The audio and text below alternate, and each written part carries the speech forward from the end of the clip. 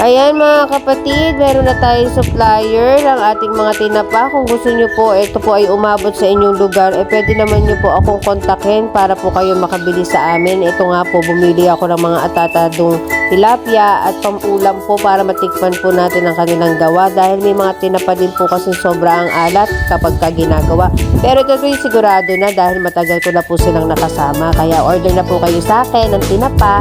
Ayan, diba? Per kilo o per pack po, pwede naman po. Ngayon nga lang po, napunta tayo ng Balanga at para bumili po ng ating paninda kung saan po tayo bumibili ng mga dry. Pwede rin po ito i-export mga kapatid. I-message nyo lang po ako at ipapabacuum ko lang po at iaabot po ito kung saan man kayo sa lugar ninyo, diba?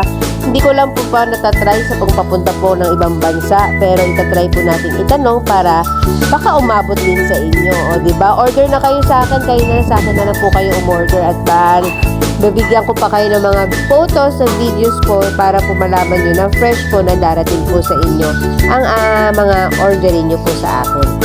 Ayan, magpasalamat tayo sa ating nakakasama na magtinda. Ayan po, na i-bless po ngayong araw ang lahat po ng ating mga negosyo at kung saan tayo kumukuha ng ating pang-araw-araw, diba? May God bless us all, yun lang po, diba? And thank you sa aking anak na tumulong. Bata pa lang, kailangan na natin parana sa kanila na hindi po ganun kadali mabuhay dito sa mundong to. Ayoko ng ganito, diba? Pero wala tayong magagawa, diba? Darating din naman tayo ay mapapahinga at nare-relax din, diba? O diba? Yun na nga. O tama na to, diba? Ang napakahaba rin. Wala na akong masasabi pa. Bye for now, guys!